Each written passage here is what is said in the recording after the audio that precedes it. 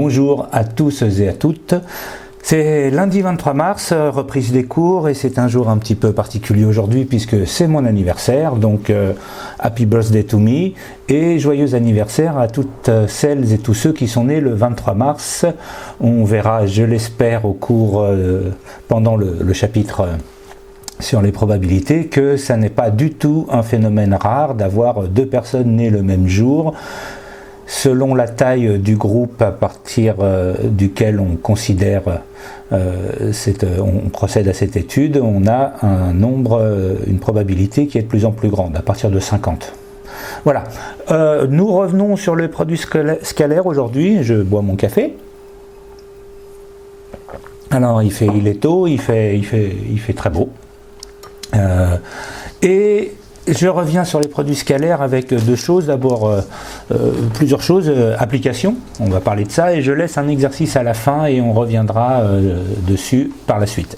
Alors, application. Le produit scalaire, voici, j'ai mon GeoGebra. À quoi ça peut bien servir? Eh bien, ça peut bien servir, je vous le rappelle, à trouver des équations cartésiennes de droite. Qu'est-ce qu'une équation cartésienne de droite? C'est une équation qui ressemble à ça.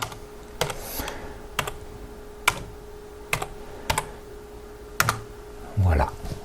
Donc une équation cartésienne de droite est une équation qui ressemble à ax plus by plus c égale 0.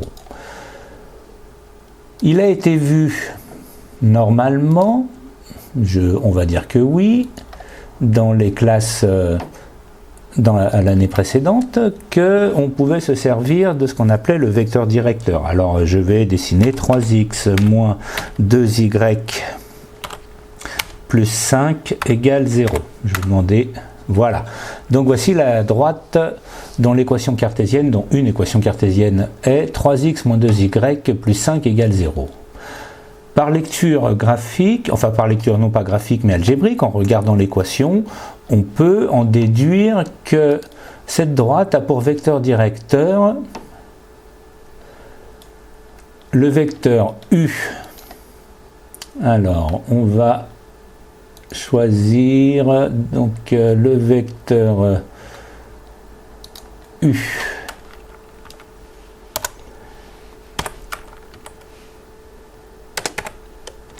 Ayant les coordonnées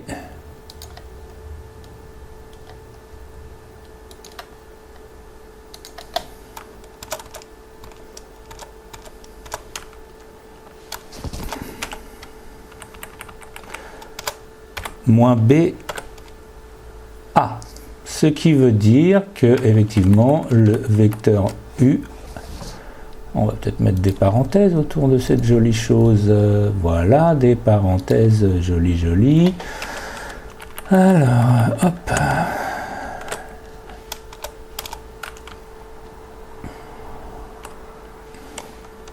Voilà, donc le vecteur u qui a pour coordonnées l'abscisse moins b et l'ordonnée a est un vecteur directeur de la droite dont une équation cartésienne est ax plus by plus c égale 0. Ce qui veut dire que, revenons à notre droite ici dessinée, le vecteur ayant pour coordonnée, alors ici b c'est moins 2, donc attention, moins b c'est moins 2. Donc le vecteur ayant pour coordonnées 2 et 3 est un vecteur directeur de cette droite. On va vérifier. Je rappelle que l'on dessine les vecteurs en marchant sur une grille. En partant de 0, ça n'a pas d'importance puisque les vecteurs sont où je veux qu'ils soient, ils ne sont pas là où je les dessine. Donc 2 et 3, ça veut dire 2 pas vers la droite et 3 pas vers le haut. Et on retrouve bien, voilà, que c'est le vecteur ici u qui est directeur de cette droite. Tout vecteur collinéaire à un vecteur directeur est aussi un vecteur directeur. J'enlève les grilles, voilà, donc on le voit bien. Une technique, on avait vu aussi en seconde que la technique dite du déterminant permettait d'obtenir une équation cartésienne de la droite à partir du vecteur directeur. Je vais vous en montrer une autre à partir d'un vecteur que lui on qualifie de normal. Alors, qu'est-ce que la définition du vecteur normal? C'est un vecteur orthogonal au vecteur directeur. Donc un vecteur orthogonal au vecteur directeur, je vais redessiner ma grille et dessiner un vecteur orthogonal au vecteur directeur. Je fais non pas... Alors je vais faire cette fois, en partant d'ici, 3 pas vers la gauche et 2 pas vers le haut. Et voici un vecteur qui est le vecteur V et qui est un vecteur normal. Autrement dit, vous voyez, qu'est-ce qu'il a? Il est bien perpendiculaire au vecteur U. Alors, ces coordonnées, j'écris ici les coordonnées du vecteur U et les coordonnées du vecteur V. Alors, le vecteur U, je dois même pouvoir le faire sans... Non, il faut quand même, je les écrire. Donc, le vecteur U, on a vu, avait pour coordonnées... Alors, on va commencer, c'est un peu long parce que j'écris tout ça en LaTeX, c'est plus joli, c'est le seul moyen d'écrire des mathématiques dignes de ce nom, mais ça prend un peu plus de temps. Donc, bon, c'est en même temps, le temps, c'est ce qu'on a le plus en ce moment, donc on va le prendre. Voilà. Donc, quelles sont les coordonnées du vecteur U? On a vu 2 et 3.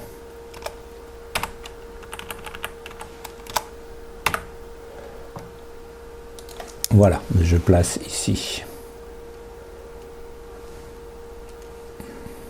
Voici le vecteur U, coordonnées 2 et 3. Quelles sont les coordonnées du vecteur V? Alors, je les déduis graphiquement. Le vecteur V, à la fin de tout ça, je vais être devenu un pro de LaTeX.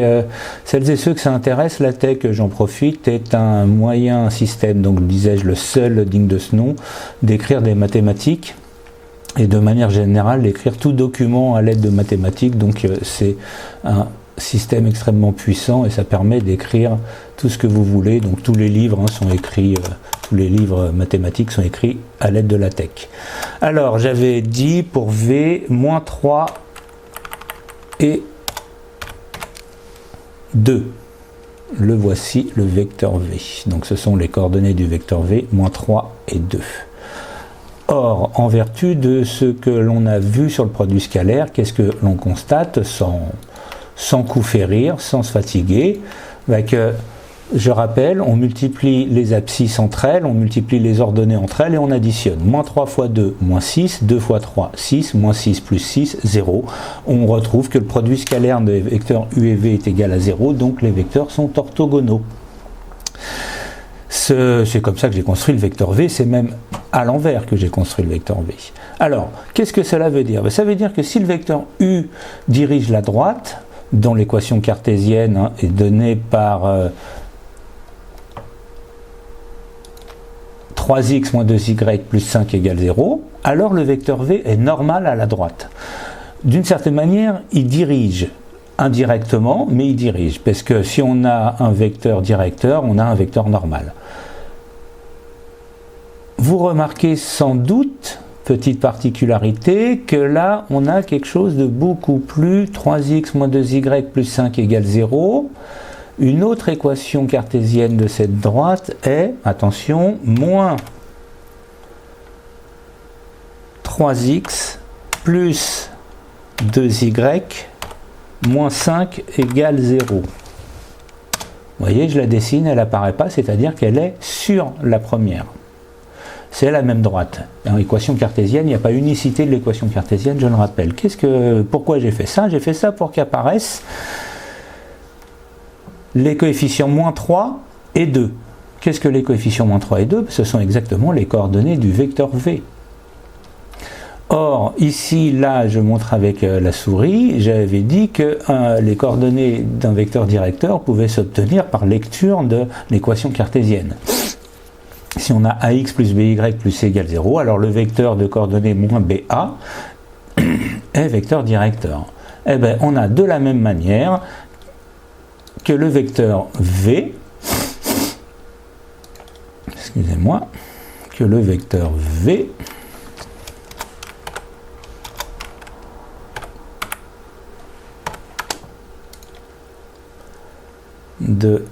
donc le vecteur V de coordonnées AB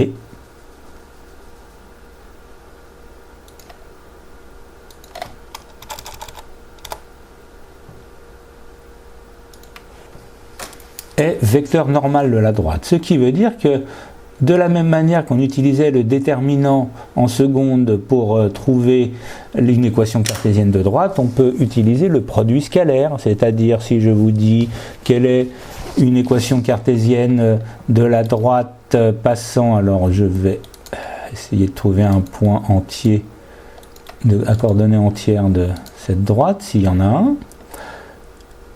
Oui, ici, donc une équation cartésienne de la droite passant par le point de coordonnées moins 3, 2, ici en bas, et normalisée par le vecteur V de coordonnées moins 3, 2, quelle est-elle, cette équation?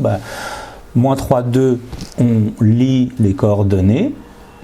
Ça nous fait qu'on a le début d'équation qui est égal à moins 3x plus 2y plus une constante égale 0. Et pour trouver cette constante, on remplace x et y par les coordonnées du point D qui nous donne la constante permettant de caractériser cette droite, celle qui passe par le point D et qui est normalisée par le vecteur V.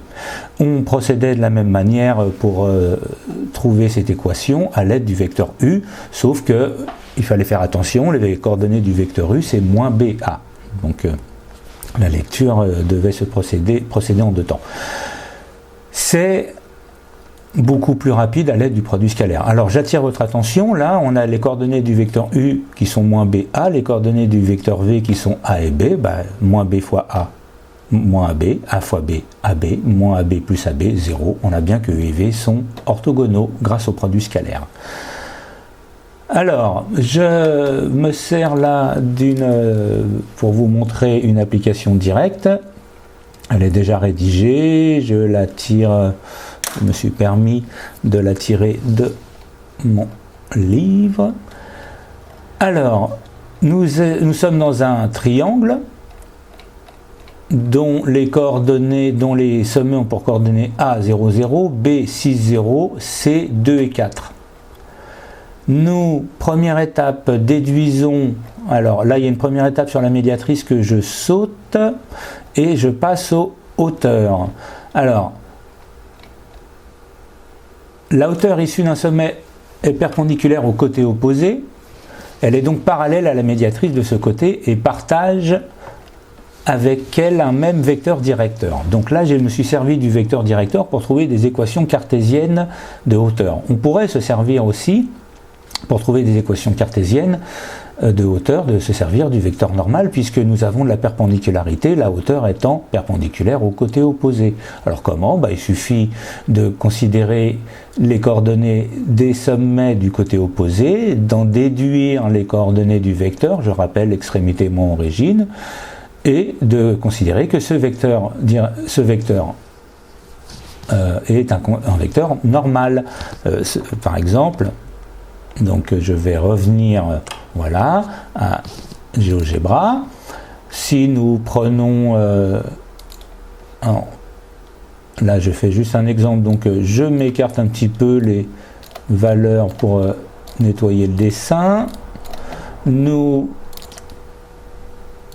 avons un triangle, voilà, ici, et ce triangle, nous voulons déduire, nous voulons trouver des équations cartésiennes des hauteurs. Donc,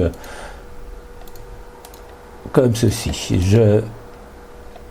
je prends tel que le logiciel me donne les points, EFG. Alors, comment déduire, comment calculer la, ici, voilà. Voici la hauteur issue de G passant par EF. Soit nous cherchons un vecteur directeur à cette hauteur, et effectivement la médiatrice que je viens de dessiner qui passe par le milieu dirige. Donc elle partage un vecteur directeur, ces deux droites. Je rappelle, si deux droites ont le même vecteur directeur, elles sont parallèles. Mais soit nous pouvons faire, donc calculer les coordonnées du vecteur EF, ou FE, c'est exactement pareil, et dire que le vecteur EF est vecteur normal à la hauteur qui passe par G, et d'appliquer la technique que je vous ai montré tout à l'heure. Alors le vecteur F a pour coordonnées 23, 5, le vecteur E a pour coordonnées 17, 2, donc ça fait 23 moins 17. Oui, ok, plus personne ne suit, 6. Et 5 moins 2, 3, donc 6 et 3. Voilà, 6 et 3, donc le début de mon équation cartésienne est 6x plus 3y plus c égale 0. Et on en déduit c en remplaçant les coordonnées. Alors ici j'ai fait exprès de placer x égale 25 et y égale 0. Donc nous avons 6x plus 3y plus c égale 0. 6 fois 25 plus 0 plus c égale 0. Donc c c'est égal à moins 6 fois 25, moins 6 fois 25, moins 150. Donc on va voir, ça se trouve là je fais en total 6x plus 3y moins 150 égale 0. Bingo, c'est la bonne. Voilà, c'est une technique extrêmement puissante à l'aide de produits scalaires.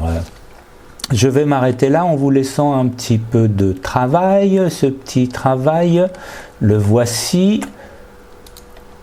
Exercice, alors encore une fois, à partir de Césamat, exercice 92, page 238. On considère deux vecteurs quelconques U et V. Première question, démontrer que U plus V, norme de U plus V au carré moins norme de U moins V au carré est égal à 4U scalaire V. Manipulation. Et ensuite on applique. Dans le cas où ABCD est un parallélogramme, déduire de la question 1 que AB carré moins AD carré égale AC plus DB. Que peut-on dire de plus sur la nature de ABCD si ces diagonales sont perpendiculaires justifiées? Voilà, je vous laisse cet exercice, je vous donne le corrigé demain. Eh bien, je vous souhaite une bonne journée, j'espère que tout va bien pour vous, et en espérant qu'on puisse se revoir assez vite. Ciao, ciao!